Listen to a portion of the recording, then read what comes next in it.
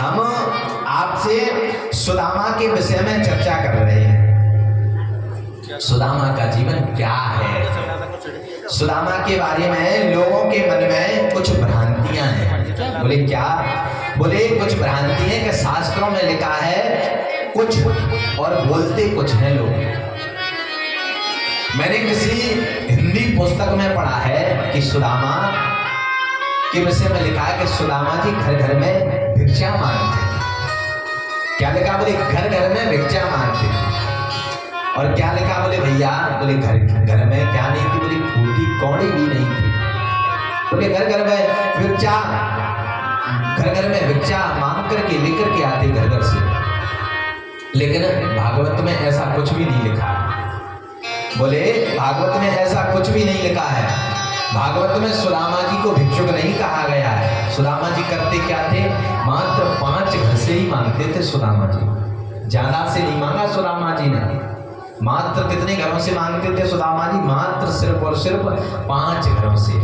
अगर उन 5 घरों से कुछ मिल जाता तो ठीक है, और उन 5 घरों में से अगर कुछ नहीं मिलता ना तो महाराज भूखे ही रहते थे।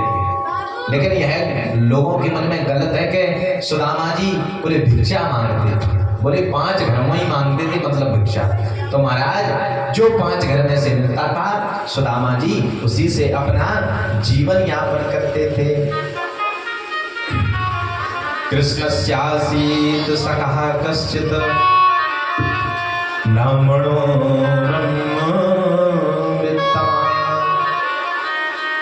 विरक्ता इंद्रियार्थेषु प्रशांतात्मा जितेन्द्रिया। श्री सुदामा जी का श्री सुदामा जी बचपन से विरक्त थे। कैसे? बोले भैया, बोले विरक्त। इंद्रियों में से सुदामा जी कैसे? बोले भैया, बोले विरक्त हैं सुदामा जी सदा। बोले कैसे? बोले प्रशांत आत्मा जितेंद्रिया, सदा मन में प्रसन्न रहते हैं। और बोले इंद्रियों से कह रहे? बोले जीतेंद्रिय हैं सुदामा जी, परम जीतेंद्रिय हैं इंद्रियों से। सुदामा जी ने जीवन में एक बार भी भिक्षा मांगी हो ऐसा किसी शास्त्र में तो नहीं लिखा है। क्या? बोले भैया, बोले ऐसा तो किसी शास्त्र में भी नहीं लिखा है। मैंने किसी हिंदी कवित्व में पढ़ा है। क्या? बोले और को धन चाहिए बाबरी, ब्राह्मण को धन केवल भिक्षा। बोले भागवत में लिखा है कि ब्राह्मण यदि भिक्षा मांगता है तो उसका क्या होता है? बोले उसकी ब्राह्मणत्व बोले नष्ट हो जाती है, ब्राह्मणत्व नष्ट हो जाता है। ब्राह्मण का भी अगर ब्राह्मण किसी के द्वार पर मांगे क्या नष्ट हो जाता है? बोले ब्राह्मणत्व नष्ट हो जाता है। ब्राह्मण को कभी भीख नहीं मांगनी चाहिए। बोले ब्राह्मण को क्या करना चाहिए? बोले ब्राह्मण को जो दान में मिल जाए मांगना नहीं चाहिए। बोले जो दान में मिल जाए, दान में मिल जाए वह दान का ब्राह्मण क्या है? बोले दान का ब्राह्मण अधिकारी है, लेकिन भीख मांगने का अधिकारी नहीं है। किसी के सामने ब्राह्मण को मांगना नहीं चाहिए। तीसरी बात, एक जगह भी भागवत में सुखदेव जी ने सुदामा जी को दरिद्र नहीं कहा है। कहीं भी दरिद्र कहकर के सुदामा जी को भागवत जी में संबोधन नहीं किया है। लेकिन मैं समझता हूं कि जितना सुंदर विशेषण सुदामा जी के लिए लिखा है आचार्य श्री सुखदेव जी ने, उतना तो किसी बड़े संत के लिए भी नहीं लिखा है। तो बड़े बड़े संत होते हैं ना, सुखदेव जी ने उनके लिए भी नहीं लिखा है। सुदामा जी की स्थिति कैसी है? बोले सुदामा जी के घर में सुबह खा लें तो महाराज शाम के लिए अन्न नहीं रहता है। सुबह अगर पा लिया सुदामा जी ने तो शाम के लिए कोई व्यवस्था नहीं है, कुछ भी नहीं, बिल्कुल भगवान के भरोसे हैं। लेकिन सुदामा जी को दरिद्र बोलना बिल्कुल गलत बात है। लोग बोलते हैं ना सुदामा जी दरिद्र, यह बात बोलना बिल्कुल गलत बात है। गरीब होना अलग है भैया, गरीबी एक अलग चीज है, और बोले दरिद्र होना एक अलग बात है। सुदामा गरीब है लेकिन दरिद्र नहीं है। सुदामा बोले क्या है? बोले भैया दरिद्र नहीं है। बोले एक अरबपति व्यक्ति को मैं दरिद्र कह सकता हूँ। कैसे? बोले जिसके पास अरबों की संपत्ति है उसको हम क्या कह सकते हैं भैया? बोले मैं उसको दरिद्र कह सकता हूँ, पर एक गरीब को मैं दरिद्र नहीं कह सकता। भाई वो तो गरीब है ना, उसको दरिद्र थोड़ी कहा जाएगा। बोले उसको दरिद्र नहीं कह सकते। दरिद्र किसे कहते हैं? बोले दरिद्र वो है जो असंतोषी है। कौन भैया? बोले जिसके मन में संतोष ही नहीं है, क्या जितना दे दो। तो वो कौन है? बोले याचक। कौन है भैया? बोले याचक। वही व्यक्ति कौन है? बोले दरिद्र है। जिसके मन में संतोष है वो तो दरिद्र महाराज दरिद्री हो ही नहीं सकता, और जिसके मन में संतोष नहीं है तो वह तो महाराज क्या है? बोले दरिद्री है। दरिद्री वही है जो असंतोषी है। सुदामा जी के जीवन में भयंकर गरीबी है। सुदामा जी के जीवन में बहुत गरीबी है, लेकिन सुदामा जी कभी भी किसी से महाराज क्या करते हैं? बोले कुछ मांगते नहीं है। सुदामा जी कभी किसी से कुछ नहीं मांगते हैं। क्या? बोले सुदामा जी के जो सत्संग में आ जावे। सुदामा जी ब्राह्मण है, भगवान की कथा को करते हैं, ऐसा नहीं। बोले क्या करते हैं? बोले भगवान की कथा को करते हैं, भगवान के कीर्तन को करते हैं, और भगवान की कथा में, भगवान के कीर्तन में जो आ जावे उसी से क्या करते हैं सुदामा जी? बोले अपने घर का सुदामा जी पालन करते हैं। कभी कभी जब भजन और कीर्तन में सुदामा जी के घर में कुछ नहीं आता तो क्या करते हैं सुदामा जी? फल खा करके, जो फल रहते हैं ना, एक अगर भजन पूजन में आ गया तो फल खा करके दिन निकाल लेते हैं। अगर महाराज कभी कभी वह फल भी नहीं मिलते ना सुदामा जी को, तो क्या करते हैं? बोले जब अपन लोग खेत काट लेते हैं ना, जो फसल काट लेते हैं, फसल काटने के बाद उसमें गेहूं के दाने गिर जाते हैं, तो सुदामा जी क्या करते हैं? बोले उन गेहूं के दानों को खेत में जाकर के बीनते हैं, बीन करके आते हैं। उसके पश्चात क्या करते हैं? बोले उनको धोते हैं, सुखाते हैं, फिसलाते हैं। फिर उसके पश्चात महाराज क्या करते हैं? बोले उनको महाराज बनवाते हैं, उन टिक्करों से आटा लेकर के उनको बनवाते हैं, और दो टिक्कर स्वयं खाते हैं और 2 टिक्कर अपनी पत्नी को और बच्चों को खवाते हैं।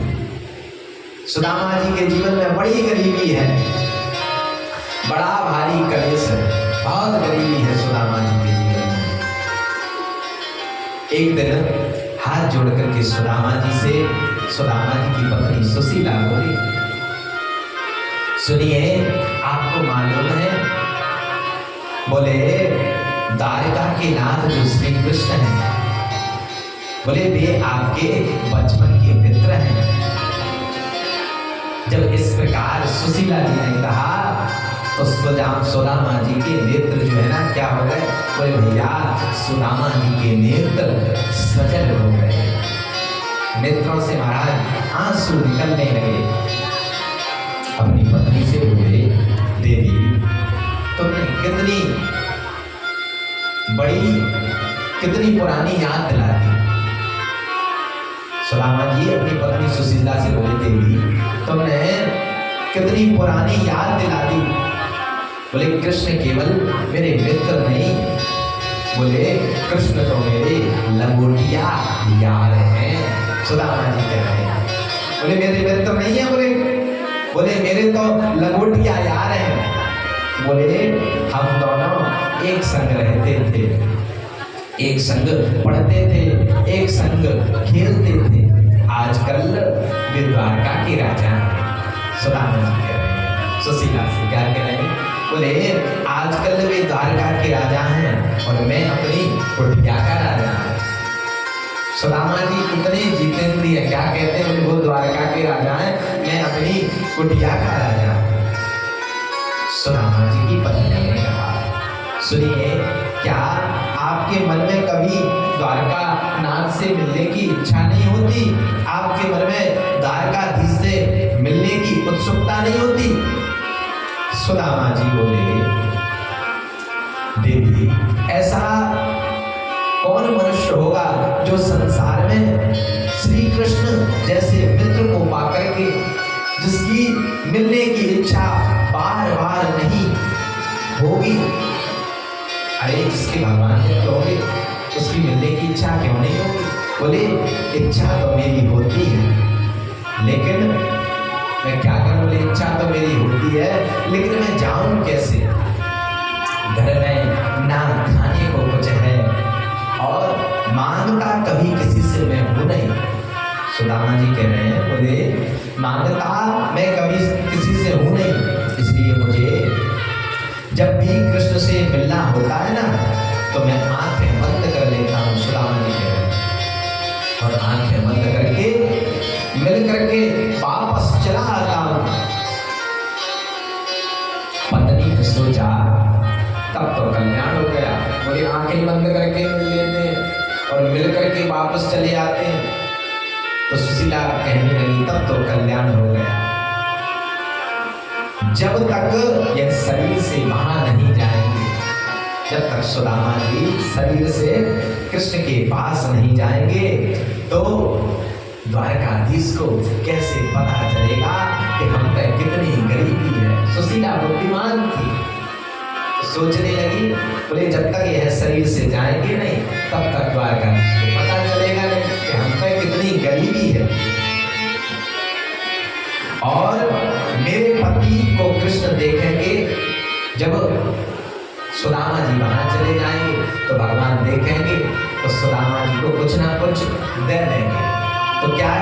बोले सुशीला का इसमें लालच है। तो लालची मन से जब इस प्रकार कहा तो क्या होगा? बोले इतनी गरीबी है सुदामा जी के जीवन में, बोले अगर यह जाएंगे तो द्वारकाधीश इन्हें कुछ ना कुछ दे देंगे। पत्नी ने कहा, सुनिए, मैं आपकी अर्धांगिनी हूँ। सुदामा जी से बोले, सुनिए, मैं आपकी अर्धांगिनी हूँ। पति कितनी भी भक्ति करे उससे पत्नी पर कोई असर नहीं होता, लेकिन यदि शरीर से यदि सत्कर्म यदि पति करता है तो आधा फल पत्नी को मिलता है। अगर पतिदेव पूजा करें तो पत्नी को आधा फल मिलता है, अगर पत्नी करे लेकिन पति को नहीं मिलता है। बोले एक बार शरीर से आप द्वारकाधीश के पास चले जाइए, उनसे मिलने चले जाइए। सुदामा जी बोले, देवी, तुम जानती हो मैं मांगता किसी से कुछ नहीं हूं। घर में जो कुछ रहता है और जो कुछ है उसी से हम और आप जीवन यापन करते हैं। सुदामा जी कह रहे हैं, मित्र के घर और गुरु के घर कभी भी खाली हाथ नहीं जाना चाहिए, इसलिए मैं वहां नहीं जा सकता। कैसे जाऊं?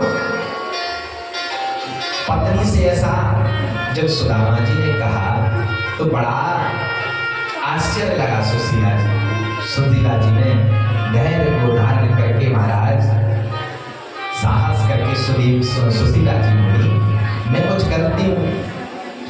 अब जब इस बात को जब सुदामा जी की इस बात को सुना के घर में कुछ नहीं है तो सुशीला कैसे हो गई? बोले भैया, बोले गंभीर हो गई। इस बात को सुन करके गंभीर हो गई और बोली, और गंभीर होकर के बोली, तभी तो मैं कह रही हूँ कि आप कृष्ण के पास चले जाइए तो वहां से कुछ धन मिल जाएगा, उससे हमारा लालन पालन हो जाएगा। इस प्रकार जब कहा तो सुदामा जी को क्रोध आ गया। बोले फिर तो भैया मैं बिल्कुल भी जाने वाला नहीं हूँ। धन के लोग से कहोगी तो मैं बिल्कुल जाने वाला नहीं हूँ। धन की कामना से कृष्ण के पास मुझे भेजोगी तो मैं जीवन में कभी नहीं जा सकता। यदि एक कहो कि केवल दर्शन करने चला जाऊं तो मैं जरूर जाऊंगा, क्योंकि यह जीवन का परम लाभ है कि उत्तम श्लोक श्री कृष्ण का मुझे दर्शन मिल जाए। यदि धन की कामना से भेजोगी तो मैं जीवन में नहीं जाऊंगा और जीवन में द्वारकाधीश के पास नहीं जा सकता। पत्नी ने कहा कोई बात नहीं है, आप जाइए तो सही, एक बार आपको जाना ही चाहिए। और मैं ऐसा मानती हूँ यदि आप एक बार चले गए तो कृपा के नाथ हैं द्वारिकानाथ, वे हम पे जरूर कृपा करेंगे। बोले आप धन के लोग से मत जाइए, आप तो दर्शन करने के लिए चले जाइए। जब इस प्रकार कहा तो सुदामा जी ने कहा देवी तुम तो जानते हो कि घर में कुछ नहीं है। पत्नी बोली आप स्नान करके आओ तो सही। सुशीला जी बोले आप स्नान करके आओ तो सही, मैं कुछ व्यवस्था करती हूँ। सुदामा जी की पत्नी सुशीला ने मन में सोचा, क्या सोचा कि मेरे पति जब द्वारकाधीश के पास जाएंगे तो मेरे पति द्वारकानाथ के पास जब द्वारकानाथ मेरे पति से पूछेंगे कि सुदामा जी सब आनंद मंगल है, सब ठीक है, तो मेरे पति सुदामा जी पता है क्या कहेंगे? बोले कहेंगे कन्हैया मेरे समान इस संसार में कोई सुखी हो ही नहीं सकता। बोले सुदामा जी की आदत है, सुदामा जी ने आज तक किसी से कुछ मांगा ही नहीं है। बोले अगर मेरे पति द्वारकाधीश के पास पहुंच भी गए तो वे क्या कहेंगे? बोले कन्हैया जब द्वारकानाथ पहुंचेंगे ना तो सुदामा जी कैसे हो, तो मेरे पति ऐसे हैं तो वह कन्हैया से कहने लगेंगे जाकर के कि कन्हैया मेरे समान इस संसार में सुखी और कोई नहीं है। बोले मेरे समान इस संसार में पूरी ब्रह्मा की सृष्टि में कोई नहीं है। लेकिन द्वारकानाथ को पता चलना चाहिए कि हम पे कितनी गरीबी है, हम पे तो खाने के लिए अन्न भी नहीं है। इसलिए सुदामा जी की पत्नी ने क्या किया? बोले एक मुट्ठी चावल लाए। बोले कहाँ से? बोले चिड़ाव, चावल को चिड़ाव बोला जाता है। क्या लेकर के आए? बोले चिड़ाव।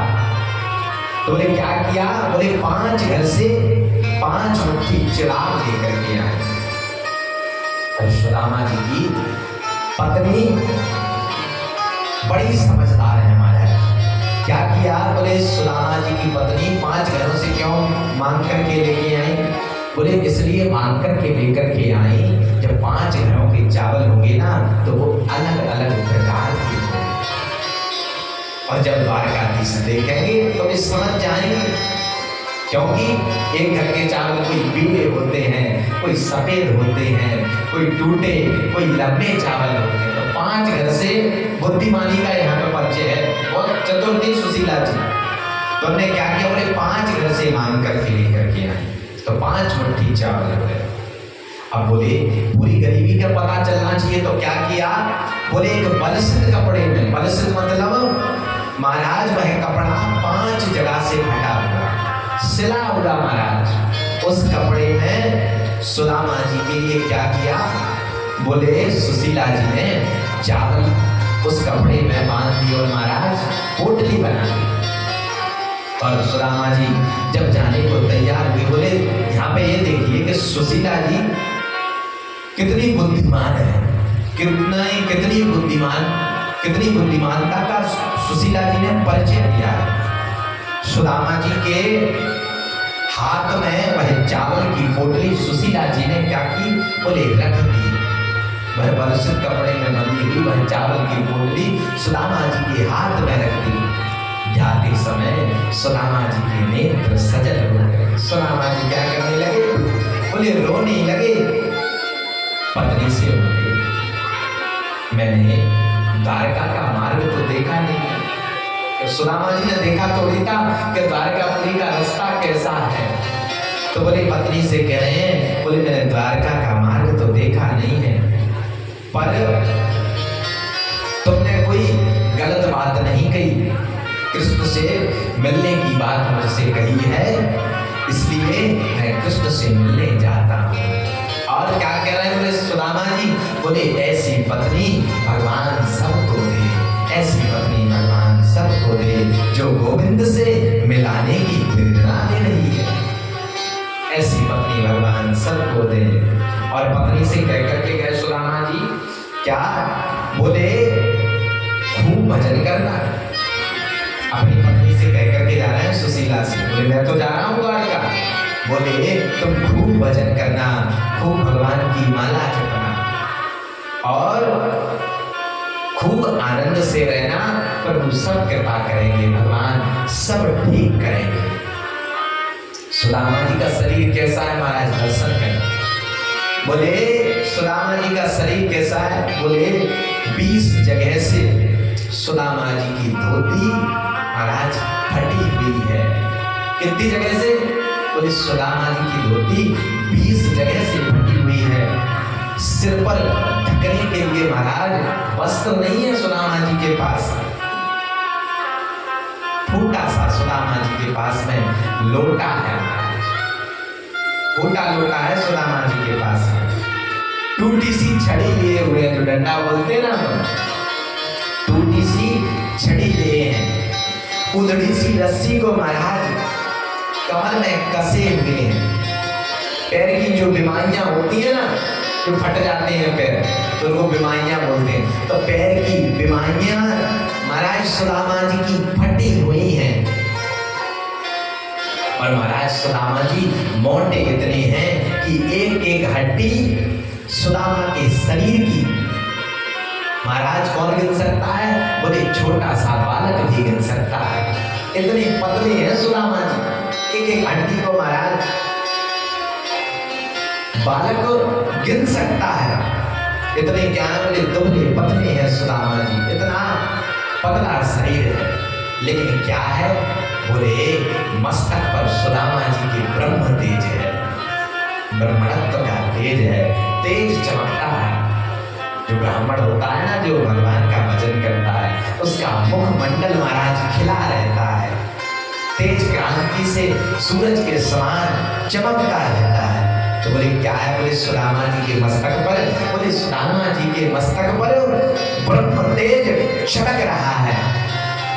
सुदामा जा रहे हैं महाराज, रास्ते में जाना था द्वारकापुरी और पहुंच गए हैं काशी।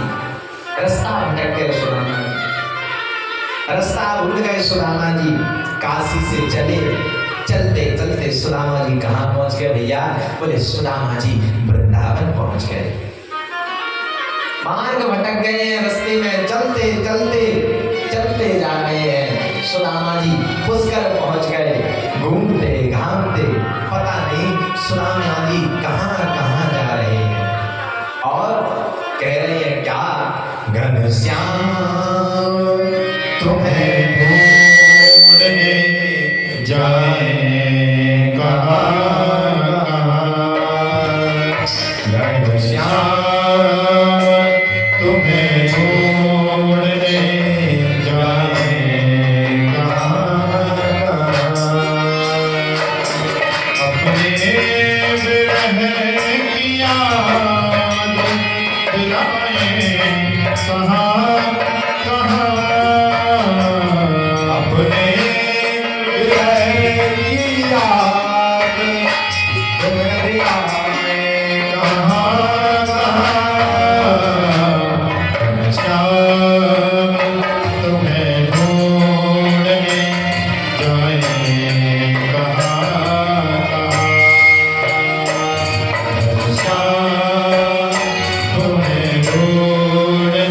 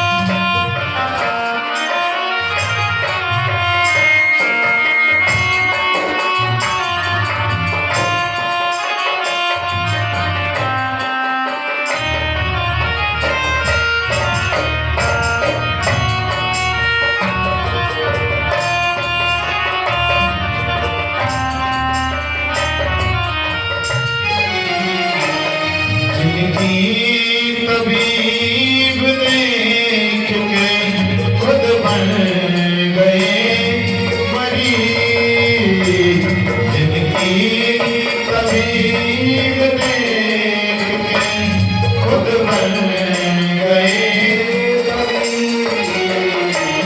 कैसे मरीज मर्ज को कैसे मरीज मर्ज को दिखाए कहाँ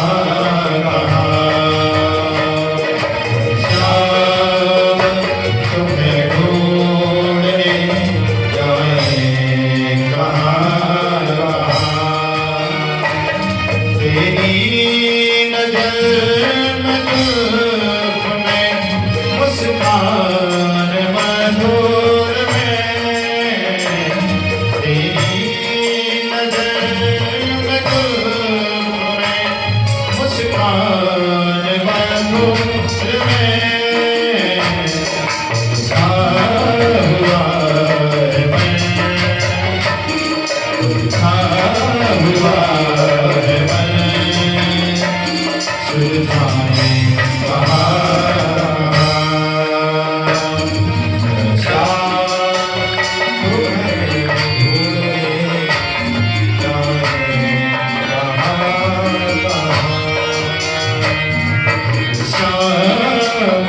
तुम्हें ढूंढने जाए कहाँ श्याम तुम्हें ढूंढने जाए कहाँ श्याम तुम्हें ढूंढने जाए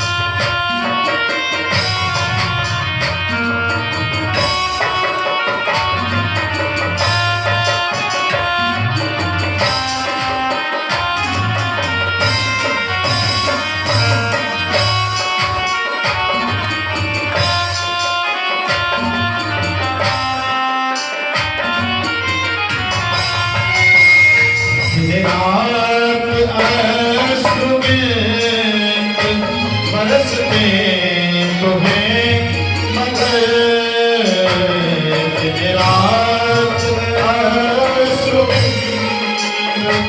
बरसते तुम्हें मगर सितम लगी आग सितम लगी आग बुझाए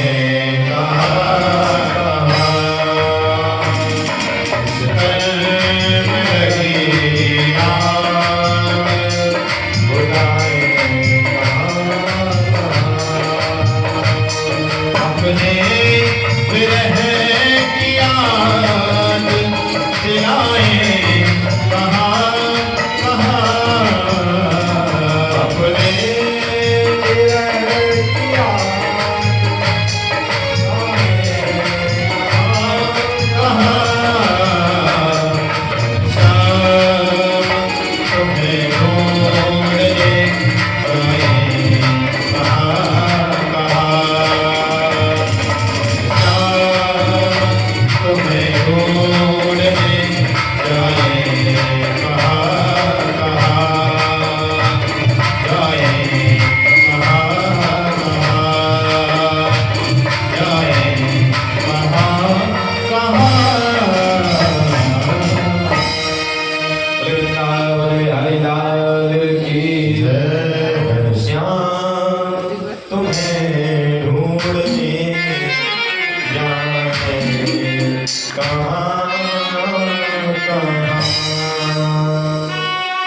कृष्ण मिलन की लालसा में, कृष्ण मिलन की कामना में, गोविंद के दर्शन की दिव्य अभिलाषा में, इस अभिलाषा का परिणाम महाराज क्या होगा? बोले सुदामा जी महाराज भगवान को ढूंढते ढूंढते भूखे, महाराज सुदामा जी भगवान को ढूंढते ढूंढते क्या हो गए? बोले सुदामा जी भूख प्यास भी भूल गए।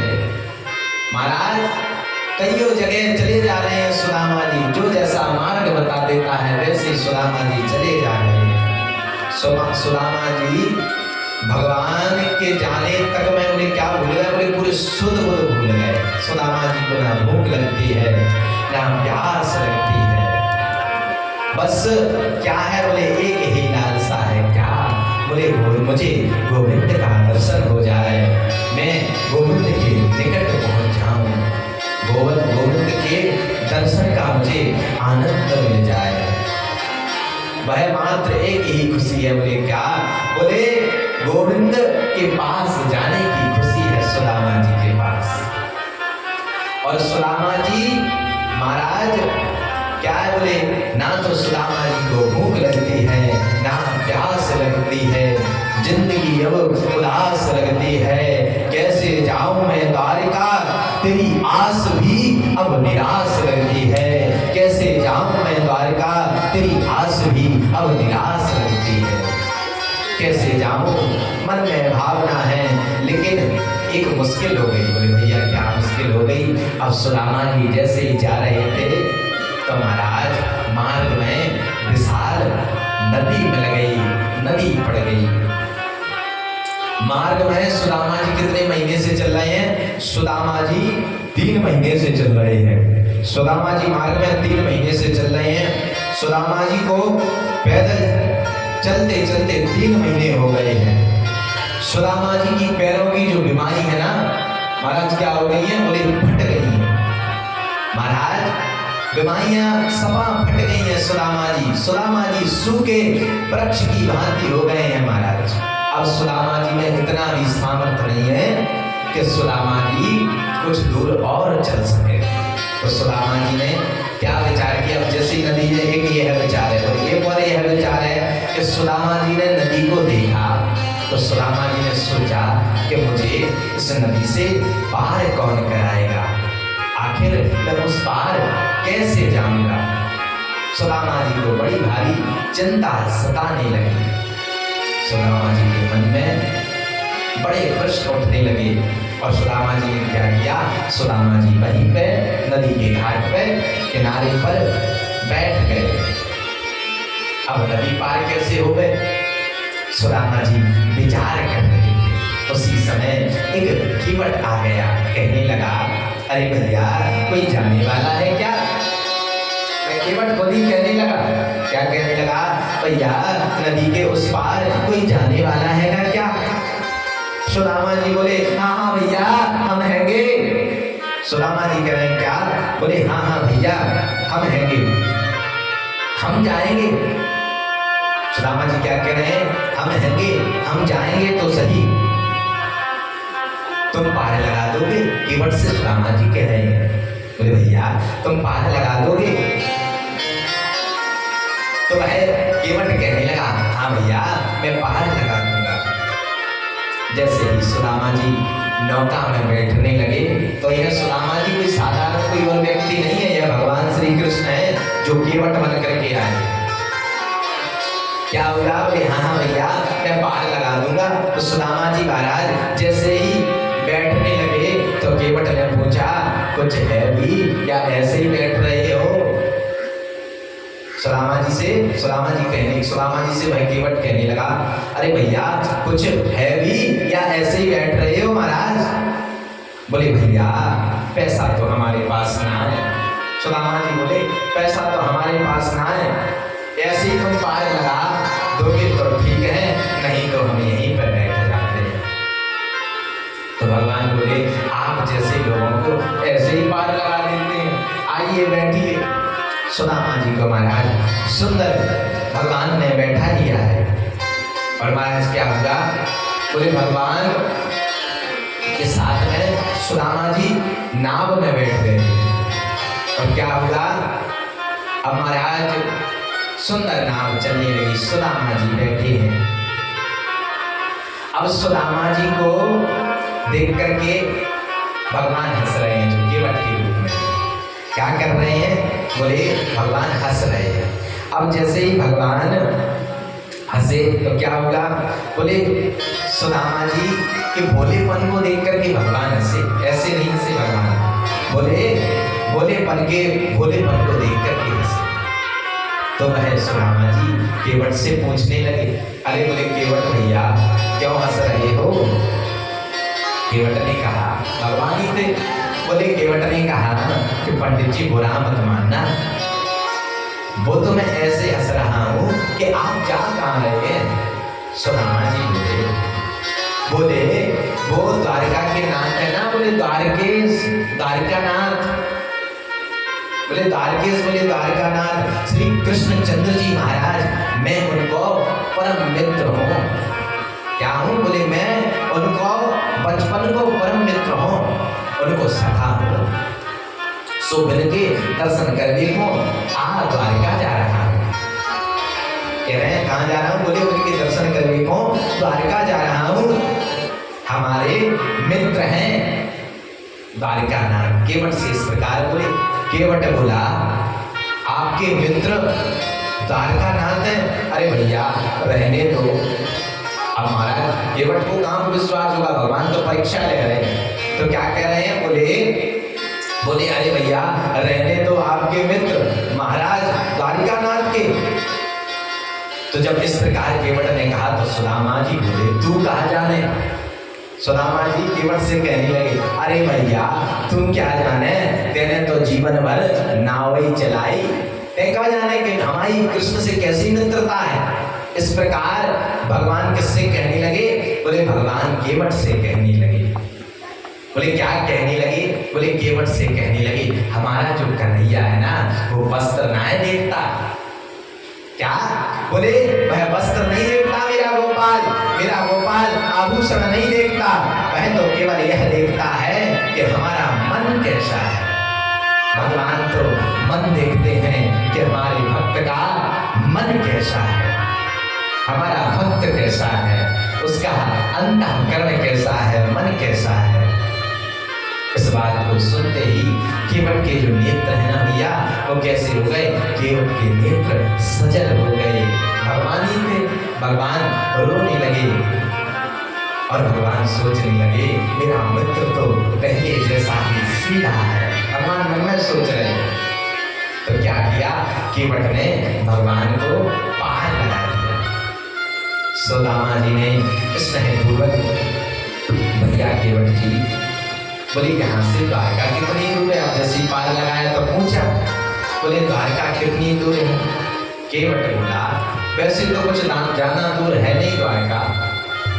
केवट बोला बोले ज्यादा दूर तो है नहीं, लेकिन पंडित जी लेकिन आपके चेहरे को देख करके तो मैं इस निष्कर्षता तक पहुंचा हूँ कि आप पूरी हिम्मत करके भी चलेंगे ना तो दिन भर में आधा किलोमीटर भी नहीं चल सकते।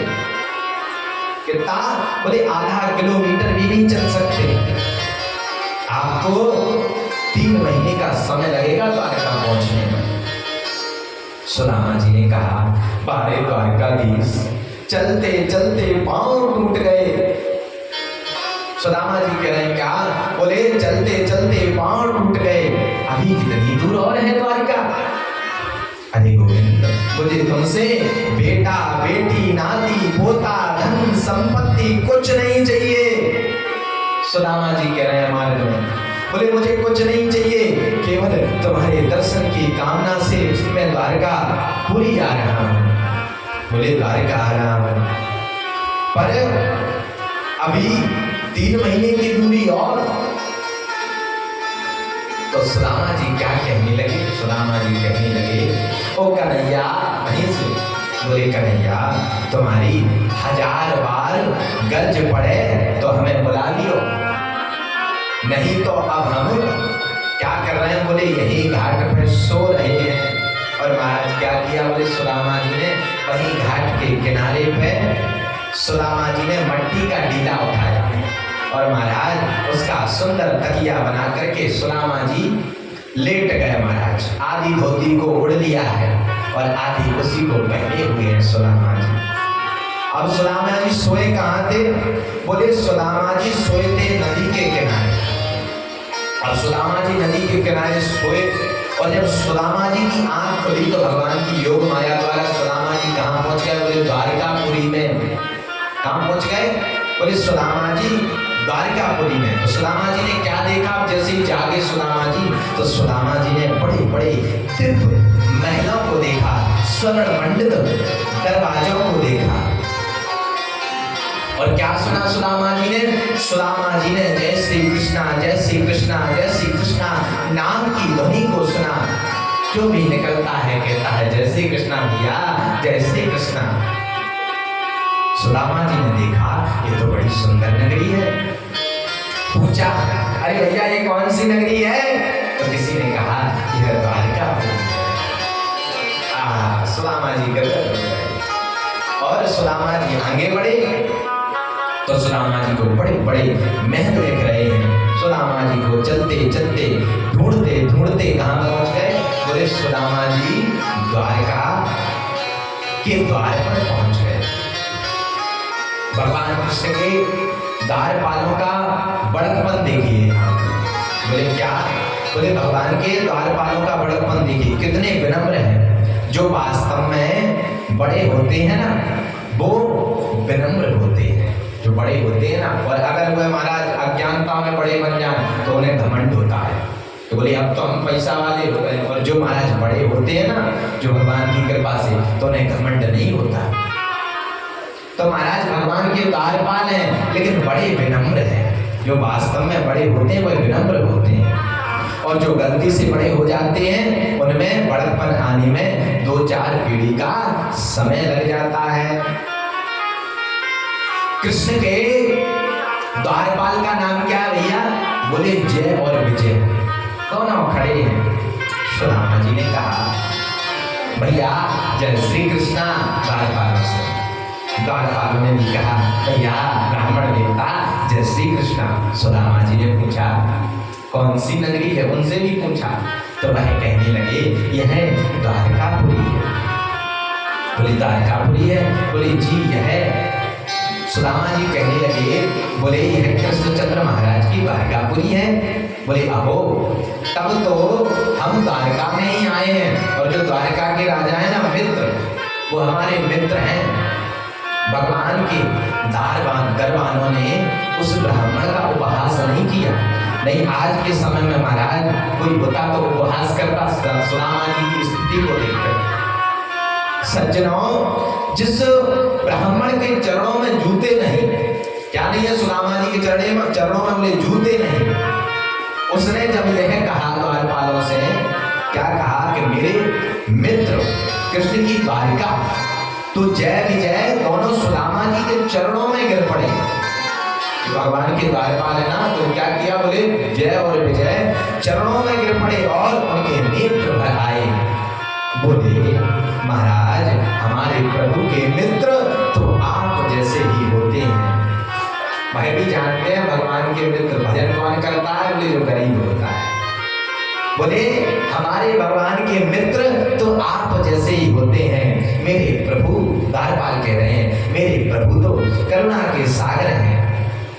सुदामा जी ने कहा सुनो आप ये मत सोचना कि मैं कुछ मांगने आया हूँ। सुदामा जी द्वारपालों से कहने लगे, क्या कहने लगी? आप लोग ये मत सोचना दरबानों कि मैं कुछ मांगने के लिए आया हूँ। केवल मुझे तो गोविंद का दर्शन करा दो, मुझे तो ठाकुर का दर्शन करा दो। केवल 1 मिनट मेरी कन्हैया की झांकी को मुझे दिखा दो बस, और मुझे कुछ नहीं चाहिए और मेरी कोई कामना ही नहीं है। द्वारपाल उनको प्रणाम करता हुआ कहता है एक बात आपसे कहें? बोले पंडित जी, द्वारपाल कहने लगा एक बात आपसे कहें पंडित जी, हमारे प्रभु के यहाँ संत ब्राह्मण, जो संत ब्राह्मण होते ना, उनको आने पर कोई भी क्या है? बोले कोई भी रोक नहीं है उनके आने पर। वह संत ब्राह्मण तो महाराज बिना अनुमति के भीतर महल में प्रवेश कर सकते हैं। और अब हम आपको भीतर लेकर के जाएंगे। द्वारपाल कहते हैं अब हम आपको भीतर लेकर के जाएंगे तो इस बात का हमें दंड नहीं मिलेगा, क्योंकि मना नहीं है। भगवान ने तो भगवान के द्वार तो गौ के लिए, ब्राह्मण के लिए सदैव खुले रहते हैं। लेकिन द्वारपाल कहने लगा, लेकिन एक बात है, अभी अभी हमें महल से सूचना मिली है। द्वारपाल कहने क्या? बोले अभी अभी महल से हमें सूचना मिली है, उसके आधार पर हम इतना कहते हैं कि हमारे प्रभु श्री कृष्ण दोपहर का भोग पाकर के संभवतः सैन्य कक्ष में प्रस्थान करने वाले होंगे सोने के लिए।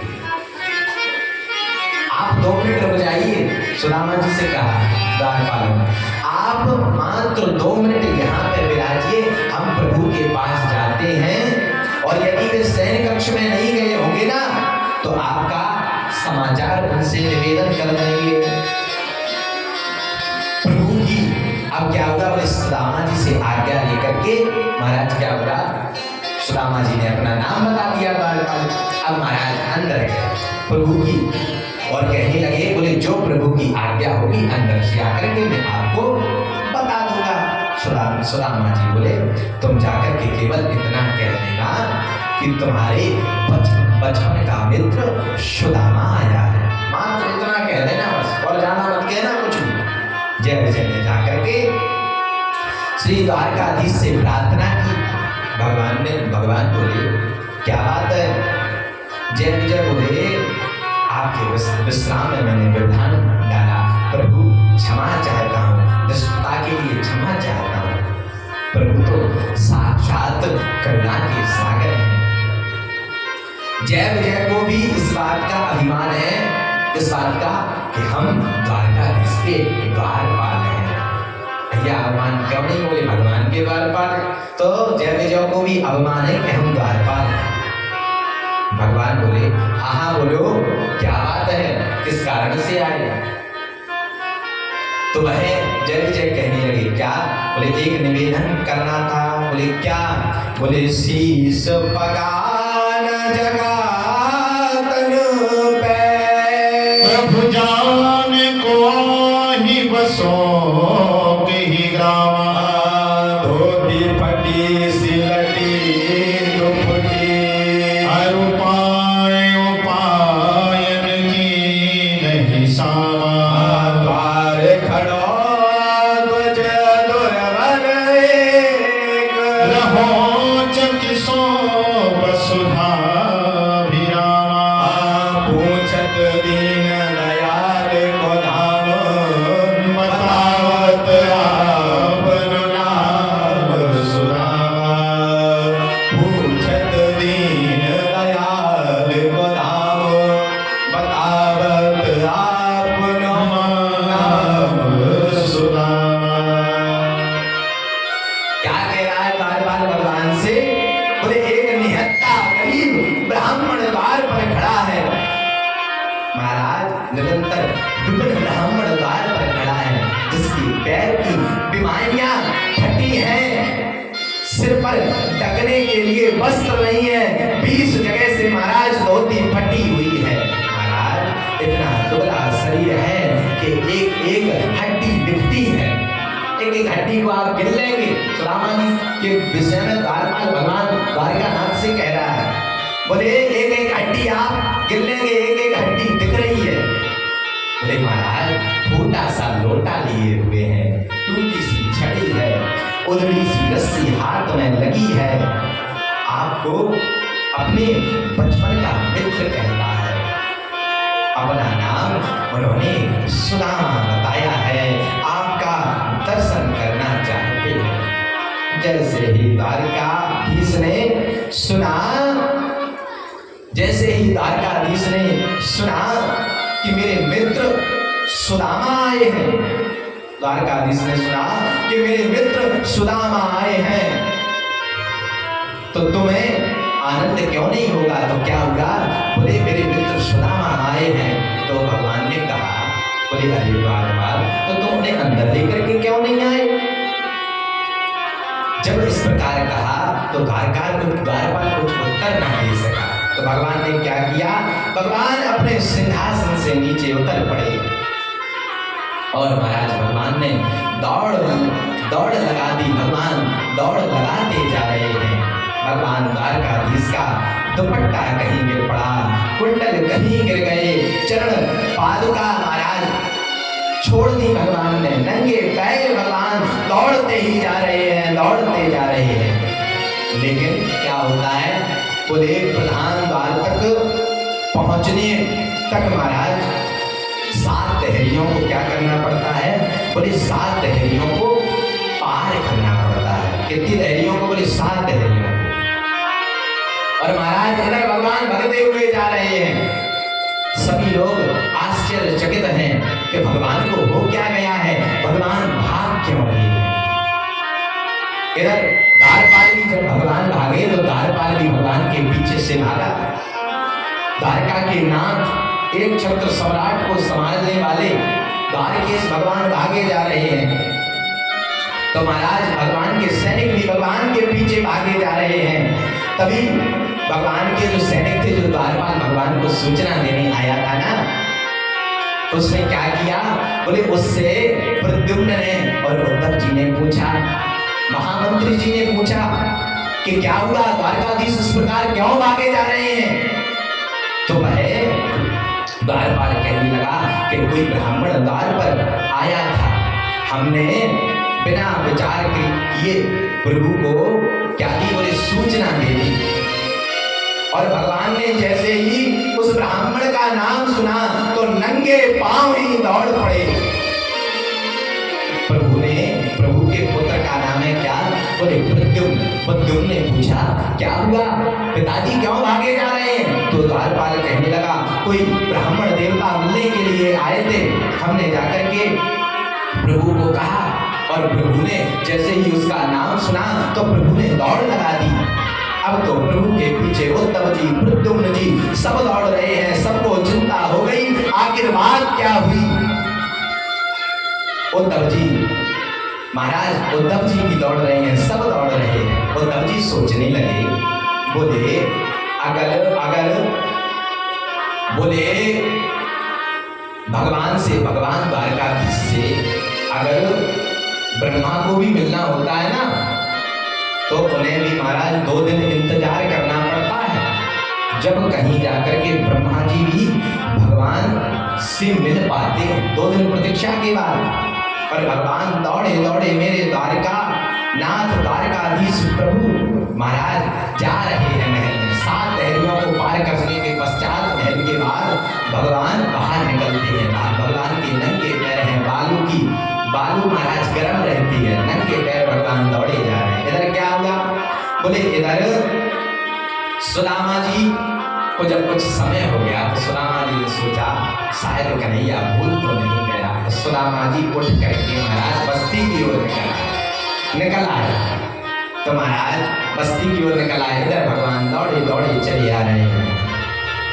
और भगवान ने क्या देखा, भगवान अपने महल के द्वार पर आ गए। एक द्वारपाल खड़ा था। अब जैसे द्वारकाधीश को दौड़ते हुए देखा तो द्वारपाल से द्वारकाधीश ने पूछा ब्राह्मण देवता कहाँ गए, कहाँ हैं। तो वह द्वारपाल कहने लगा अभी यह ब्राह्मण देवता यहाँ से निकल गए। अब जैसे क्या होगा, बोले सुदामा जी तो कृष्ण नाम रट रट करके महाराज चले जा रहे हैं। और जैसे ही पीछे से भगवान ने आवाज लगाई, बोले सुदामा। तो जैसे ही सुदामा जी ने कन्हैया की आवाज को सुना तो सुदामा जी रुक गए। देख सुदामा की दीन दशा, करुणा करके करुणा निधि होए, पानी परात को हाथ छुओ नहीं, नैन के जल सो पर धोए।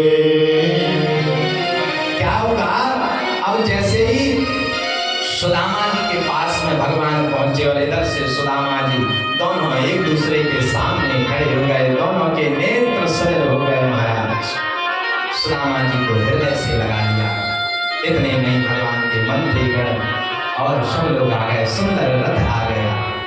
तो क्या कहते हैं, बोले मित्र को पाके सुदामा सोचे किन जन्मों का पुण्य भला है। मित्र को पाके सुदामा सोचे किन जन्मों का पुण्य भला है। मित्र को पाके सुदामा सोचे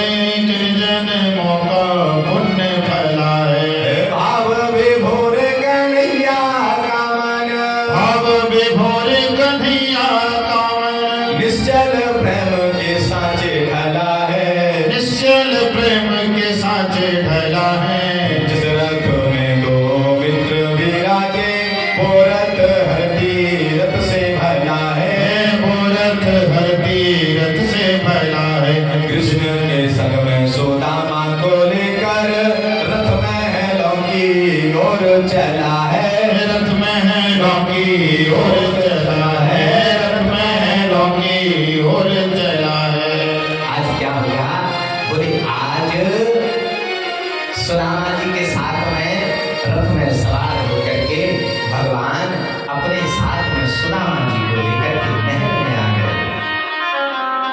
और महाराज परीक्षित क्या हुआ? बोले सुदामा जी अब जब जैसे ही मित्र मिलते हैं तो क्या होता है? बोले नेत्र सजल हो जाते हैं, रोने लगते हैं। तो सुदामा जी के नेत्र कैसे हैं? सुदामा जी महल में आ गए तब सुदामा जी वहां तो रोए नहीं। अगर वहां रोते सुदामा जी तो लोग कहते बोले गरीब ब्राह्मण हैं इसलिए रोया। सुदामा जी वहां नहीं रोए, इधर आए तो सुदामा जी ने महाराज सुदामा जी को कन्हैया ने फिर से हृदय से लगा लिया और महाराज दोनों के नेत्र सजल हो गए। तो भगवान तो रोए लेकिन कृष्ण सुदामा जी नहीं रोए। सुदामा जी क्यों नहीं रोए? बोले सुदामा जी इसलिए नहीं रोए कि अगर सुदामा जी रोते तो लोग क्या समझते? बोले यह गरीब ब्राह्मण है इसलिए रो रहा है। तो सुदामा जी तो और अत्यधिक रोते, लेकिन वह सब कुछ जानते थे। तो अंदर सुदामा जी महाराज क्या करने लगे? बोले सुदामा जी अंदर रोने लगे। सुदामा जी के हृदय में बड़ी करुणा है। भगवान के प्रेम को देख करके उनके पुत्र आदि महाराज क्या हुए? बोले गदगद हो गए कि बोले हमारे पिताजी कितना प्रेम करते हैं अपने पुत्र से। अब धीरे धीरे सुदामा जी को लेकर के आए तो महाराज सुदामा जी को भगवान ने गले से लगा दिया। द्वारकाधीश आए और अपने अंतःपुर के किसपे? बोले अंतःपुर के दिव्य स्वर्ण सिंहासन पर महाराज क्या हुए? बोले सुदामा जी को भगवान ने बैठाया। और महाराज भगवान कहाँ बैठ गए? बोले भगवान उनके चरणों में बैठ गए। द्वारकाधीश प्रभु सुदामा जी के चरणों में बैठ गए। स्वर्ण की झड़ी में महाराज रुक्मणी मैया जल को भर करके लेकर के आई। प्रभु ने जैसे ही सुदामा जी के चरणों को धोया महाराज तो महाराज क्या देखा? बोले अब जैसे ही चरणों को धोने लगे तो अरे लाला, अब जैसे ही भगवान चरणों को धोने लगे तो सुदामा जी कहने लगे अरे लाला तू काहे को इतना कष्ट कर रहा है? बोले लाला तू ऐसा कष्ट काहे को कर रहा है? कन्हैया मेरे पावन को काहे को धो रहा है? मेरे पावन को काहे को धो रहा है? मोय बड़ो संकोच लगे लाला मेरे पावन को मत धो। सुदामा जी कह रहे हैं तो भगवान को देख, भगवान क्या बोले? बोले विप्र प्रसादाधरणी धरोहम विप्र प्रसादा बप्र प्रसादाद कमलावरोहम विप्र प्रसादा अजिताजितोहम विप्र प्रसादा मम नाम। बोले विप्र प्रसादा धरणीधरोहम विप्र प्रसादा कमलावरोहम विप्र प्रसादा अजिताजितोहम विप्र प्रसादा मम राम नाम। आज भगवान कह रहे हैं बोले आज मैं जो भी हूं आप सब ब्राह्मणों की कृपा से और ब्राह्मणों के आशीर्वाद से हूं।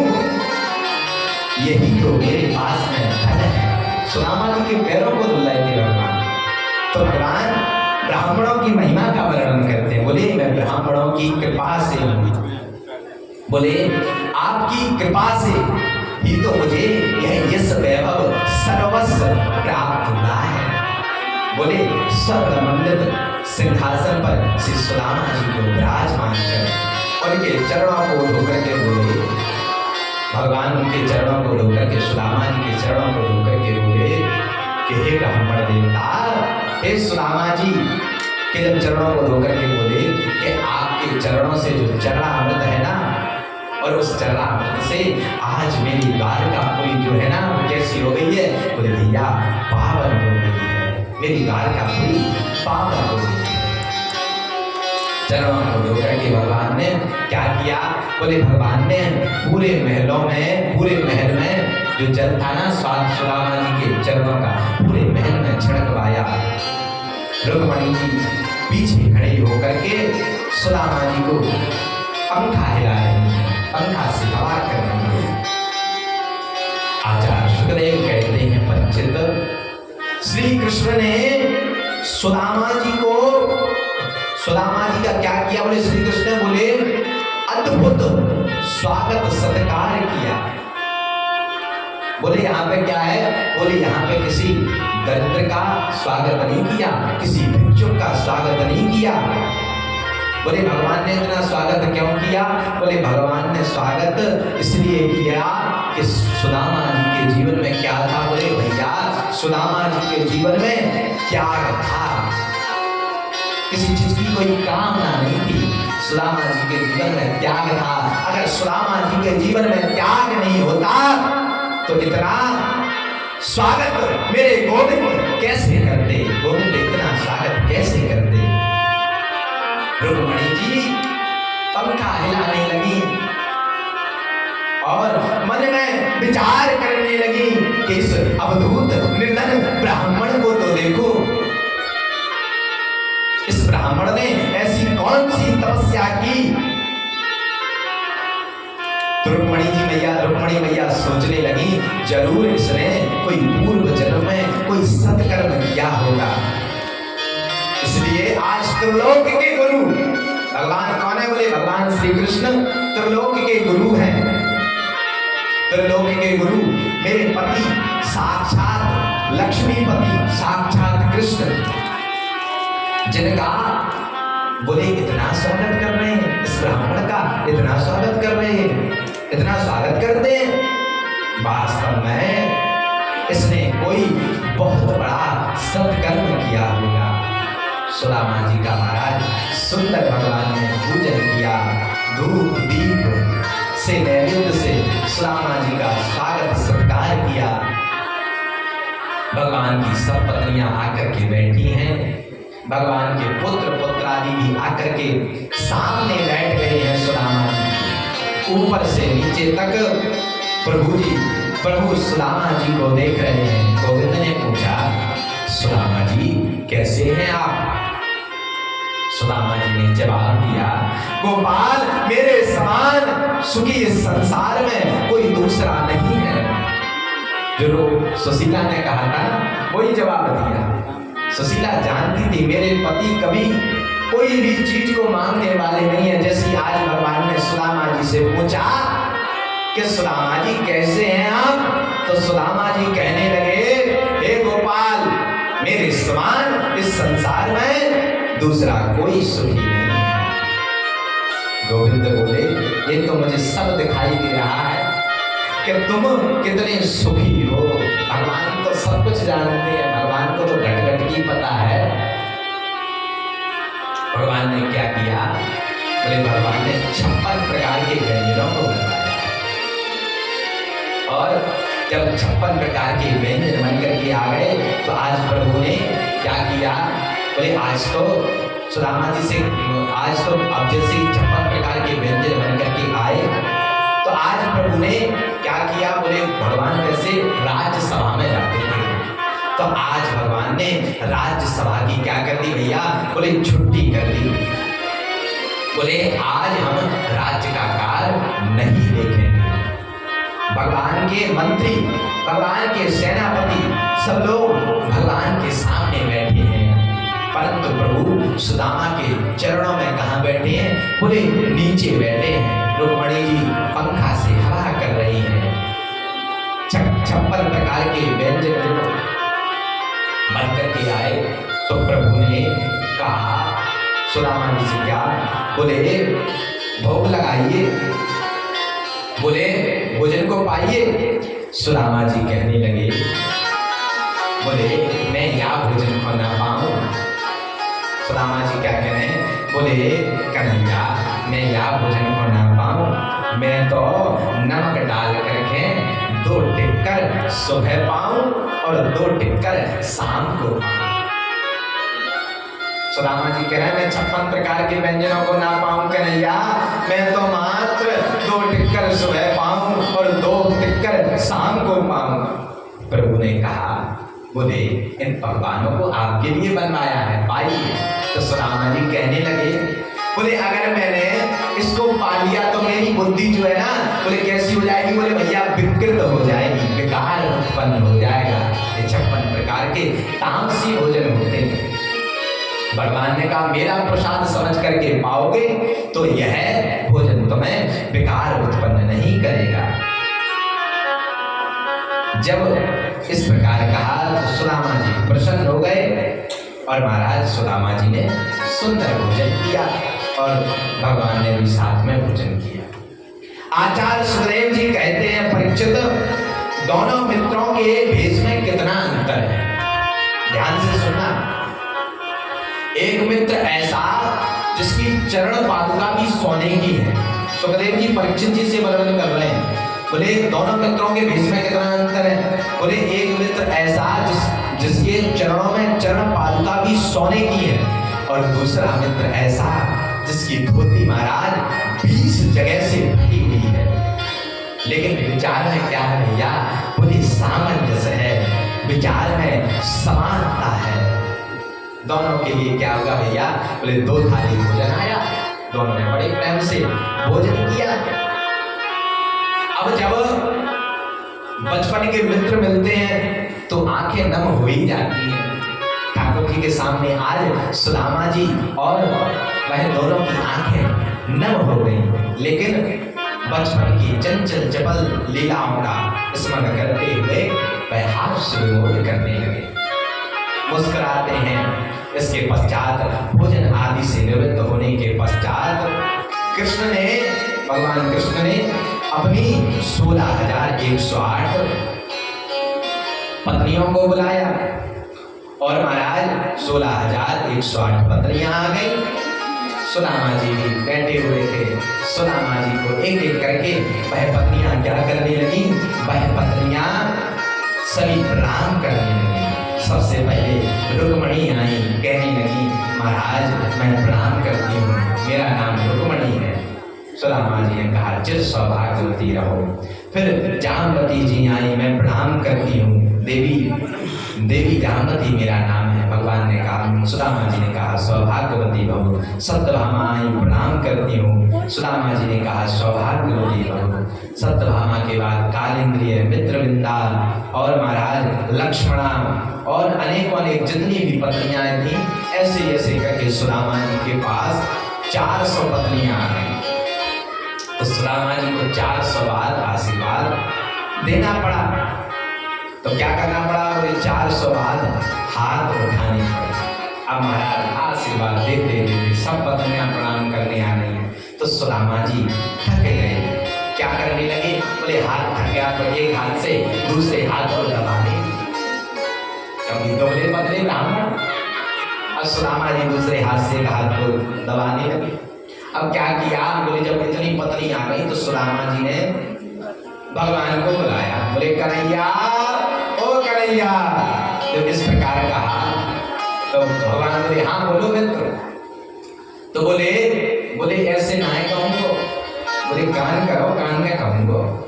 तो आज भगवान ने क्या किया? बोले भगवान ने सुदामा जी की साइड कान की और सुदामा जी के मुख के पास किया। तो सुदामा जी कान में बोले क्या? बोले भैया अभी कितनी और शेष हैं?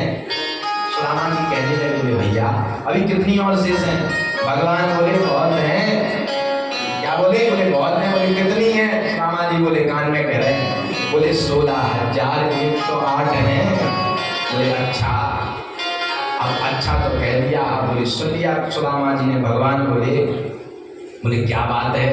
भगवान कहने लगे सुदामा जी से क्या बात है? तो बोले फिर से कान में कहूँगो। सुदामा जी कहने लगे बोले कान में कहूँगो। फिर सुदामा जी ने कहा कन्हैया ये सब अपनी यही तो है, किसी और की? भगवान बोले नहीं अपनी है, क्योंकि भगवान बोले आशीर्वाद देते देते सुदामा जी थक गए, तो कहने लगे बोले अपनी ही तो है नहीं और किसी की हो? बोले नहीं नहीं, बोले सब अपनी है, आप सबको आशीर्वाद दो। तो भगवान से सुदामा जी कहने लगे, बोले क्या? बोले कन्हैया मेरे तो हाथ दुखर लगे हैं आशीर्वाद देते देते, इन सबको आशीर्वाद तू ही मुझसे ले ले। और भगवान ने कृष्ण भगवान को आशीर्वाद दिया और प्रणाम आदि का कार्य हो गया। तो बहुत सुंदर बात है भाई सुदामा जी, आपको याद है कि बचपन में हम कैसे खेलते थे? एक बार जब हम लकड़ी लेने गए, जब कैसी वर्षा आई थी, तब गुरुजी हमें ढूंढते ढूंढते पहुंच गए कहाँ पर? बोले वन में।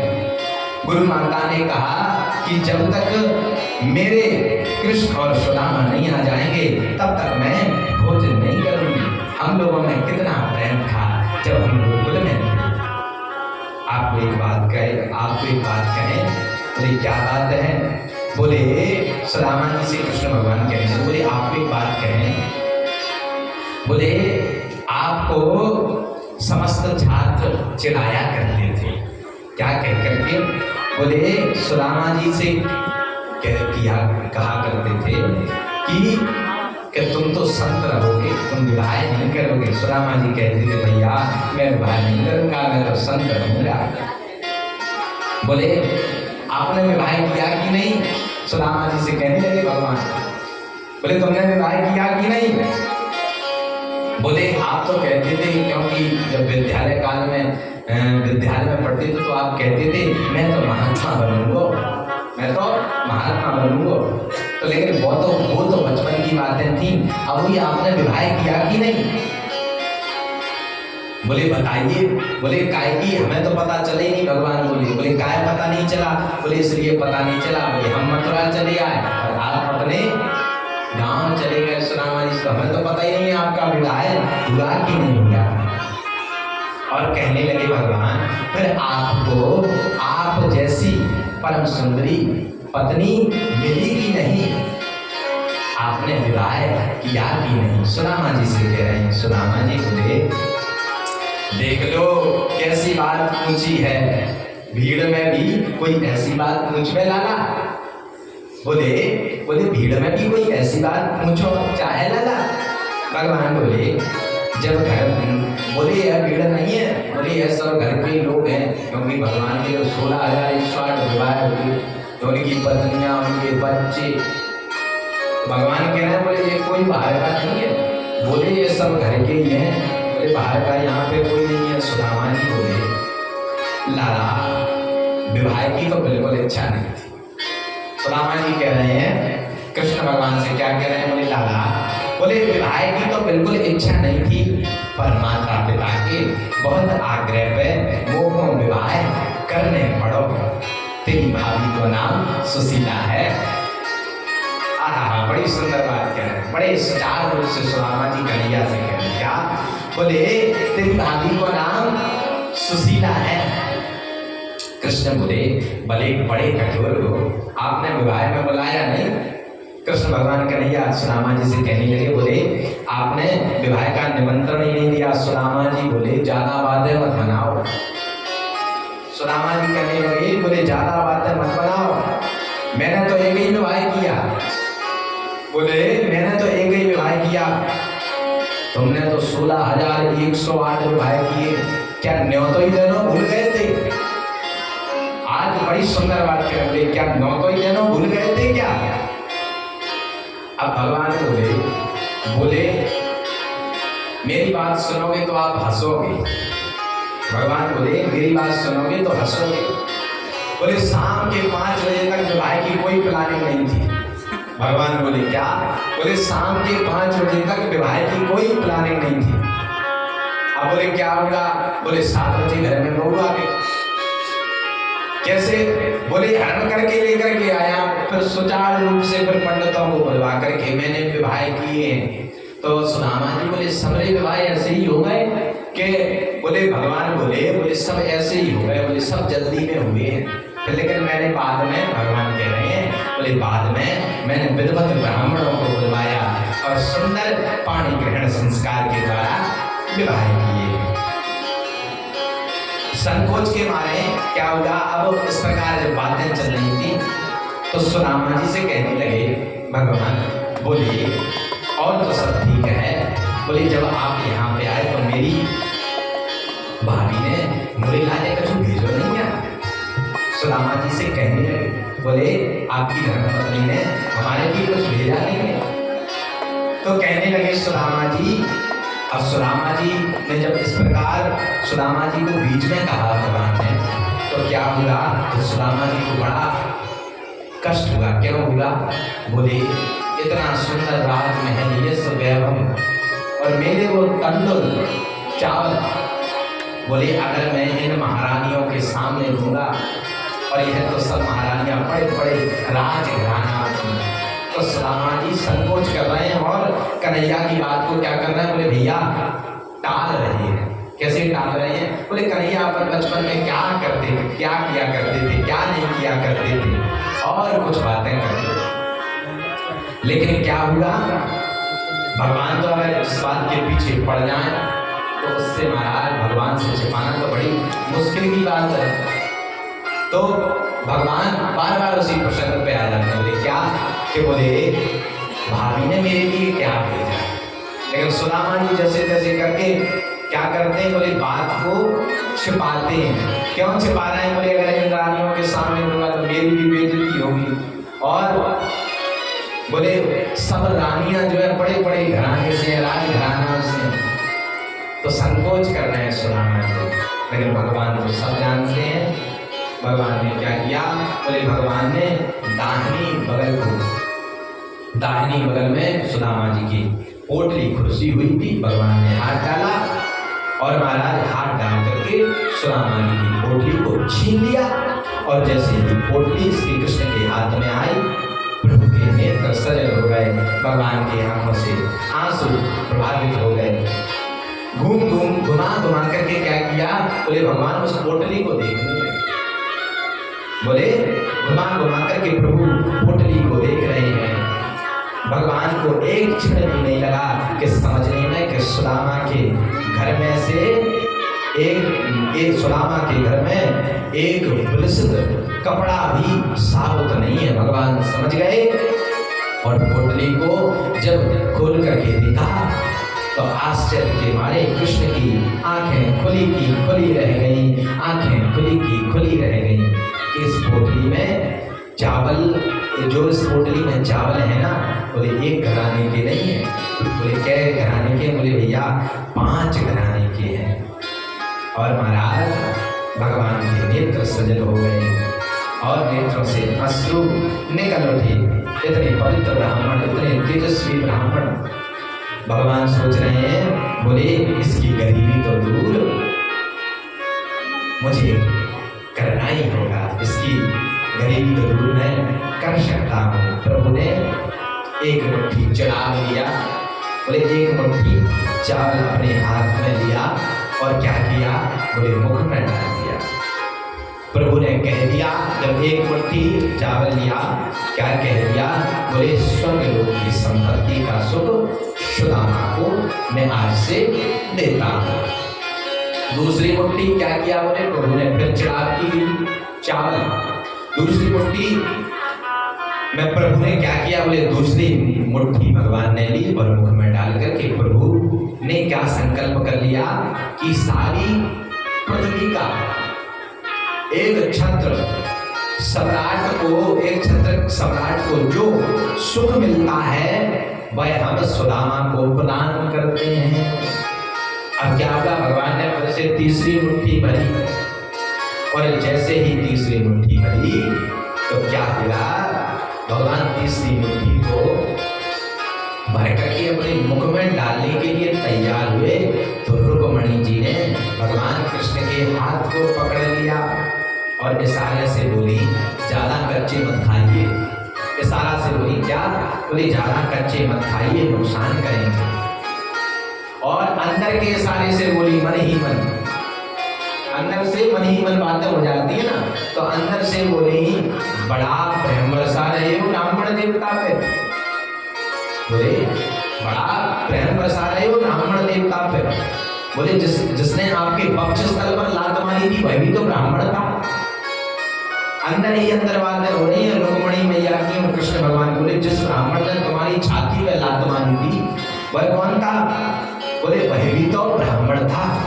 प्रभु ने भी इशारे से कह दिया, बोले रुक्मिणी जो ब्राह्मण तुम्हारा पत्र लेकर के आया था वह भी तो ब्राह्मण था, नहीं आज तुम द्वारका की पटरानी नहीं होती। भगवान ने भी इशारे से कह दिया। तो महाराज इशारों में बातें हो गई, किसी को कोई पता नहीं है। और रुक्मिणी सुचारू रूप से तो सबके सामने यही बोली कि आप कच्चे चावल मत खाइए, नुकसान करेंगे। बोले क्या करेंगे? बोले नुकसान करेंगे। सुदामा जी बोले रुक्मिणी बिल्कुल ठीक कह रही है लाला, तो कच्चे चावल काहे को खाया जा रहा है? बोले कच्चे चावल तो काहे को खाए जा रहा है? जब इस प्रकार कहा तो महाराज सुदामा जी क्या हो गए? बोले जब इस प्रकार कहा तो रुक्मिणी मैया तो मौन हो गई और दोनों के बीच में आपस में बातें होने लगी। प्रभु कहते हैं तो जब सुदामा जी मना करते हैं तो मैं नहीं खाता हूँ, लेकिन प्रभु ने सुदामा को क्या दिया क्या नहीं दिया यह बात किसी को पता नहीं चलने दी। और सिवाय किसके? बोले रुक्मिणी मैया की। यह बात मात्र कौन जानती है? मात्र रुक्मिणी जानती है कि सुदामा को भगवान ने क्या दिया और क्या नहीं दिया। भगवान ने आज तक अपने परिवार में किसी को महसूस नहीं होने दिया कि सुदामा को क्या दिया और क्या नहीं दिया। अब दूसरी बात यह है कि स्वर्ण की द्वारका में आकर भी सुदामा ने एक तौला भी सोना नहीं मांगा। भगवान से क्या? बोले एक तौला सोना भी नहीं मांगा। भागवत में ऐसा वर्णन कहीं भी नहीं है कि सुदामा ने भगवान से कोई वस्तु को मांगा। और यदि श्री कृष्ण सुदामा जी को देते भी तो सुदामा जी उसको लेते नहीं, क्योंकि यही तो जीवन के सुदामा जी के त्याग था। और दूर आश्चर्य हो गया और स्पष्ट लिखा है कि सैनिकों ने द्वार पर आने पर भी सुदामा जी बोले, शास्त्र कहता है बोले जब द्वारका में सुदामा जी आए तो एक रात्रि से अधिक नहीं ठहरे थे। भागवत जी ने यह लिखा है। कितनी? बोले एक रात्रि से ज्यादा नहीं रुके। बोले दोपहर को आए थे और प्रातः काल होते ही महाराज सुदामा जी कहाँ चले गए? बोले द्वारकापुरी की ओर लौट गए। और बोले लाला अब क्या हुआ? बोले अब कन्हैया से बोले सुदामा जी, बोले लाला अब मैं जानना चाहूँ, तेरी द्वारका हमने निकले, खूब दर्शन करे, खूब आनंद आयो, अब जाने की बड़ी भारी इच्छा है। कृष्ण बोले जाइए।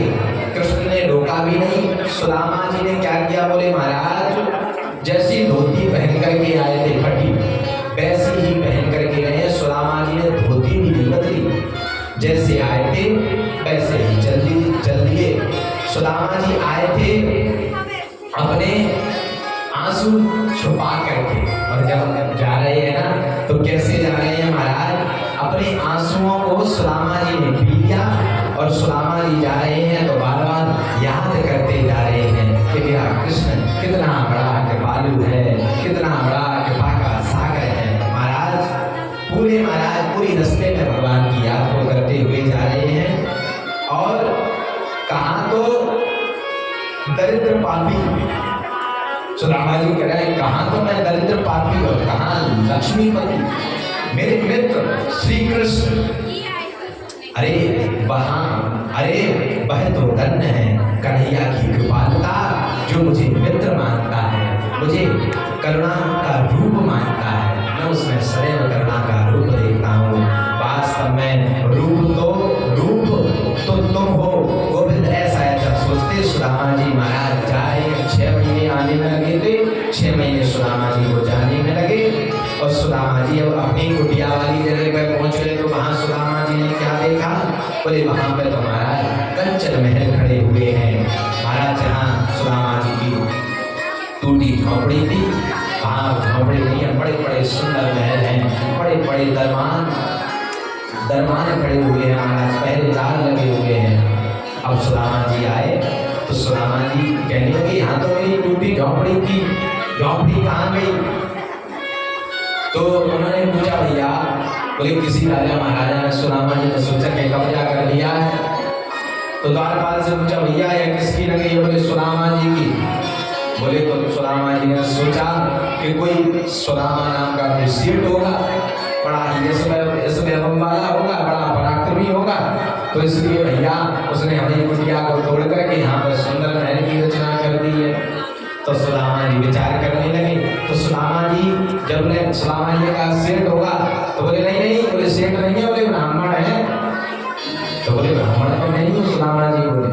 तो बोले ब्राह्मण बोले और कोई भी होगा, सुदामा जी ने यह सोचा। तो क्या होगा?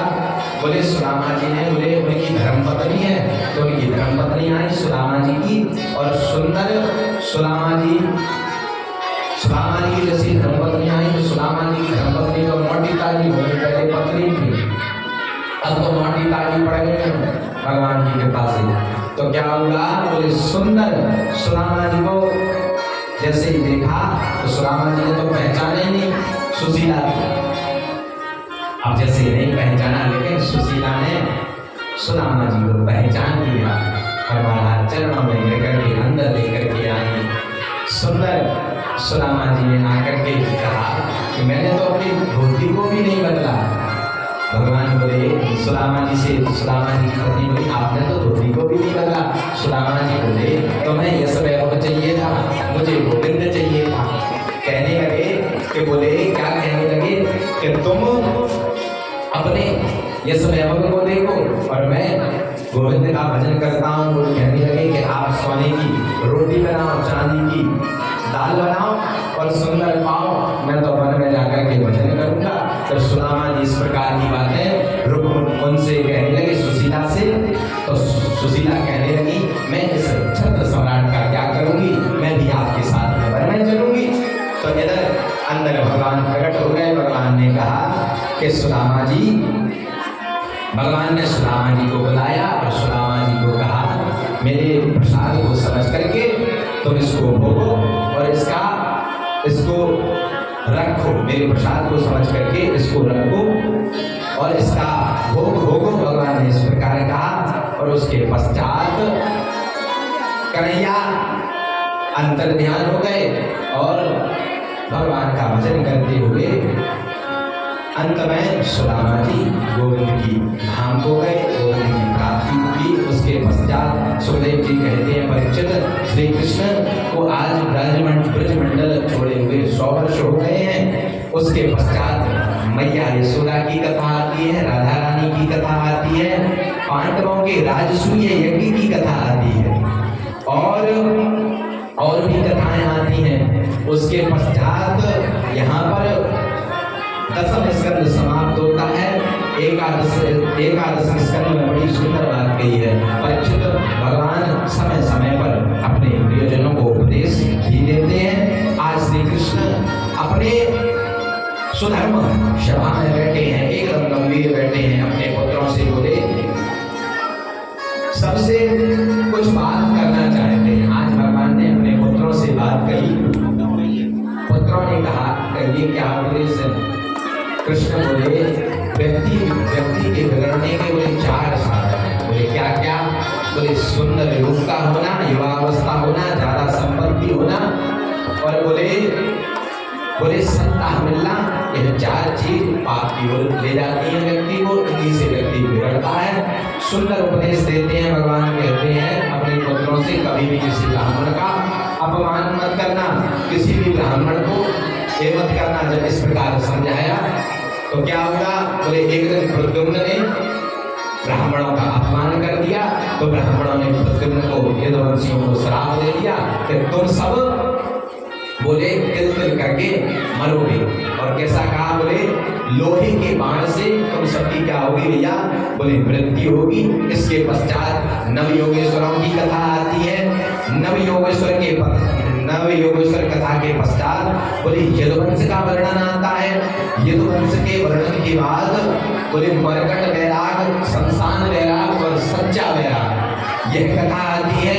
उसके पश्चात दत्तात्रेय के 24 गुरुओं का वर्णन आता है। दत्तात्रेय जी ने 24 गुरु बनाए, उनकी कथा के पश्चात बड़ी सुंदर दत्तात्रेय जी के गुरु के पश्चात यदुवंश के संहार की कथा आती है। बड़ी सुंदर कथा है, बड़े ध्यान से सुनेंगे। यदुवंशियों का संहार कैसे हुआ? बोले यदुवंशियों का संहार ऐसे हुआ, बोले एक दूसरे पर यदुवंशी प्रहार करने लगे, तलवारें महाराज आपस में खड़गोटी बाण चलने लगे। कृष्ण बलराम समझ गए कि अब यदुवंश के संहार को रोका नहीं जा सकता। तो महाराज समस्त यदुवंशी वहीं पास में एरक नाम की घास लगी हुई थी, उसको काट करके महाराज तलवार के समान पहनी थी, एक दूसरे को मार काट करके मर गए। यदुवंशियों की बुद्धि ऐसी बिगड़ी कि वे कृष्ण बलराम को ही मारने दौड़ पड़े। कन्हैया ने बलराम से कहा, भैया अब तो यही होना है। कृष्ण बलराम वहां से सर करके एक ऊंचे टीले पे चढ़ गए। प्रभास के क्षेत्र में लड़ते लड़ते यदुवंशी आ गए। अग्नि है अस्त्र, पाशुपाश अस्त्र, समस्त अस्त्रों को समाप्त करके भगवान लोहे का मूसल यदुवंशियों ने पीस करके क्या किया? बोले श्राप किया था तो गुरु जी ने, उद्धव जी ने सलाह दी थी उसको पीस करके जल में फेंकवा दो तो यदुवंशियों का क्या हुआ? बोले संहार से बच जाएंगे। अब जैसे उसको फेंका तो थोड़ा सा बच गया टुकड़ा, तो उसको मछली ने निगल लिया, और मछली ने जैसे ही निगल लिया तो मछली को पकड़ करके कौन ले गए? बोले मछली को पकड़ करके मछुआरे ले गए। उसके पश्चात क्या होगा? बोले मछुआरे ने उसके मुंह में से बाहर निकाल लिया। तो एक बहेलिया ने क्या किया? बोले एक बहेलिया ने उसका बाण बना लिया। किसका? बोले उसी मूसल का क्या बना लिया? बोले बाण बना लिया। एक दिन क्या होगा? बोले भगवान सबके मिलने के पश्चात भगवान गए और एक वृक्ष के नीचे जाकर के लेट गए। तो उसने क्या किया? बहेलिया ने महाराज दूर से ही निशाना लगाया। तो उसने सोचा कि है किसी हिरण की आंख है। तो वो क्या था? बोले भगवान का तलवा था। भगवान के तलवे में जाकर के लगा तो भगवान इस हरा को छोड़ करके अपने बैकुंठ को चले गए। भगवान का वर्णन होता है, भगवान का तो महाराज आगमन होता है। भगवान बैकुंठ को चले गए। भगवान के सारथी हैं दारू। जीवन में इनने क्या किया? बोले गोविंद की रथ को चलाया। तो क्या हुआ? जब भगवान के पैर में वो लगा ना बाण, तो दारू जल भरने के लिए गया और जल लेकर के आया। द्वारकेश ने कहा, प्रभु आप इस प्रकार हमें छोड़ करके जा रहे हैं। दारू ने कहा, आप इस प्रकार हमें छोड़ करके जा रहे हैं, हमें बड़ा बुरा लग रहा। भगवान ने बोले, दारू तुम मेरे सारथी हो, तुम जहाँ पे यदुवंश है ना, बोले द्वारकापुरी में जाओ और जाकर के जितने भी यदुवंशी 2-4 शेष रह गए हैं उनको रथ में बैठा करके ले जाओ, नहीं मेरे प्राण छूटेंगे, वैसे ही द्वारका जल में विलीन हो जाएगा। और दारू गए, वहां से 2-4 यदुवंशियों को ले आए। तो आज समस्त जो रहेंगे यदुवंशी 2-4 से इतने हो गए हैं। बोले 2-4 यदुवंशी शेष रह गए थे। उसके पश्चात श्री कृष्ण अपने तेज को लेकर के मेरे गोविंद भागवत में प्रवेश हो गए। और श्री सुखदेव जी यहाँ पे 11 स्कंद समाप्त होता है, 12 स्कंद प्रारंभ होता है। श्री सुखदेव जी कहते हैं, राजन कलयुग में बड़ा दुर्गुण होगा, कोई शब्द नहीं बोलेगा। राजा ने पूछा कि कलयुग में दुर्गुण क्या होगा? बोले और सदगुण क्या होगा? बोले केवल एक ही गुण होगा। बोले क्या? बोले भगवान श्री कृष्ण के कीर्तन से सबसे सरल उपाय कलयुग में यही है कि भगवान श्री कृष्ण के कीर्तन से हर प्राणी को मुक्ति मिल जाएगी। सुखदेव जी ने 4 प्रकार के प्रलय बतलाए। हजारों संतों के सामने श्री सुखदेव जी बैठे हैं। श्री सुखदेव जी कहते हैं, राजन मैंने तुम्हें भागवत की कथा सुनाई। 7 दिन पहले तुमने एक संत के गले में जो सर्प डाला था, आज कह रहे हैं बोले 7 दिन पहले तुमने जो सर्प के गले में, जो एक संत के गले में सर्प डाला था, उसी सर्प के डसने से आज तुम्हारी क्या होगी? बोले मृत्यु होगी। आज तुम्हें तक्षक डसने के लिए आएगा। सभी की मृत्यु तक्षक के डसने से होती है और मृत्यु सभी की होती है। और महाराज क्या होगा? परीक्षित से इस प्रकार वर्णन किया। और क्या होगा? बोले इधर परीक्षित जी महाराज ने अपना मन सभी से हटाया। और सब प्रकार से महाराज सब रिश्ते नातों से हटा करके परीक्षित जी का शरीर तो पहले ही छूट गया था, लेकिन बोले शरीर से तो वो पहले से ही चले गए थे ऊपर। लेकिन आज क्या हुआ, बोले परीक्षित जी ने समाधि लगा करके बैठे हैं। उनके परीक्षित जी के पुत्र उनकी सुरक्षा में लग गए कि हम पिताजी की मृत्यु को टाल रहे हैं। तो क्या होगा, बोले परीक्षित जी की मृत्यु के समय परीक्षित जी के जो पुत्र थे ना, वह उनकी सुरक्षा में लग गए। उसी समय 7 दिन के पश्चात तक्षक सर्प आया और महाराज जैसे ही वह परीक्षित जी को डसने का प्रयास करने लगा तो एक ब्राह्मण ने उसे रोकने का प्रयास किया। किसने? बोले ब्राह्मण ने रोकने का प्रयास किया, लेकिन तक्षक ने क्या किया, बोले ब्राह्मण देवता को बहुत सा धन दे दिया और ब्राह्मण धन के लोभ में आ गए और धन लेकर के चले आए। और इधर तक्षक ने महाराज परीक्षित जी महाराज को डस लिया और परीक्षित जी महाराज सहशरीर मोक्ष को पा गए, भगवान के धाम को जाकर के गए। बोले वृंदावन हरिलाल की जय हो। उसके पश्चात भागवत जी में वर्णन आता है, जिसने भी इस दिन की कथा नहीं सुनी हो, जो अंतिम की कथा को सुनता है उसे 7 दिन कथा का फल प्राप्त होता है। सबसे पहले स्कंद में भगवान की कथा आती है। सुखदेव, सबसे पहले सुखदेव जी परीक्षित जी के जन्म का प्रसंग आता है। कुंती स्तुति, भीष्म स्तुति, राजा परीक्षित की सभा में सुखदेव जी का आगमन आदि का वर्णन होता है पहले दिन की कथा में। दूसरे दिन की कथा में, दूसरे स्कंद में सत्योमुक्ति क्रम समाप्ति का वर्णन, ब्रह्मा जी की उत्पत्ति और चतुर्श्लोकीय भागवत बखान। तीसरे स्कंद में विदुर मैत्रेय संवाद, कपिल देवभूति संवाद, हिरण्याक्ष पद आदि का वर्णन। चौथे स्कंद में सती चरित्र, ध्रुव चरित्र, ध्रुव जी के वंश का निरूपण। 5वें स्कंद में प्रियव्रत चरित्र, अग्निवेंद्र चरित्र, नाभि चरित्र, जड़ भरत जी का चरित्र, जड़ भरत रघुगण संभाग का वर्णन और 28 नरकों की कथा। 6वें स्कंद में सर्वप्रथम अजामिल उपाख्यान, गुरु हत्या का परिणाम और मरुदगणों की उत्पत्ति। 7वें स्कंद में प्रहलाद चरित्र, नरसिंह देव की कथा। 8वें स्कंद में गजेंद्र उपाख्यान की कथा, समुद्र मंथन कथा, वामन चरित्र और मत्स्य अवतार की कथा। 9वें स्कंद में सूर्यवंश में श्री राम जी की कथा, चंद्रवंश में साक्षात भगवान कृष्ण की कथा। 9वें स्कंद में प्रभु श्री कृष्ण की लीलाओं का विस्तार निरूपण, गोकुल लीला, वृंदावन लीला, मथुरा लीला, द्वारका लीला आदि का विस्तार से वर्णन, पूर्वक करुणा की कथा। 11वें स्कंद में नवयोगेश्वर संवाद, कृष्ण संवाद, यदुवंशियों का श्राप लगना तथा यदुवंशियों का आपस में संघार, भगवान का स्वरागमन, उद्धव जी का बद्रिक धाम जाना। 12वें स्कंद में कलयुग के दुर्गुणों का वर्णन, नाम महिमा का वर्णन। उसके बाद सुखदेव जी परीक्षित का अंतिम उपदेश, वहां से प्रस्थान, तक्षक सर्प के डस जाने से उनकी मृत्यु और उनका मोक्ष, जन्मेजय का श्राप, जन्मेजय का सर्प यज्ञ करना, आस्तिक मुनि को उनको समझाना, मार्कंडेय जी ने माया का प्रलय देखा, उनके संक्षिप्त वर्णन और भागवत का सार।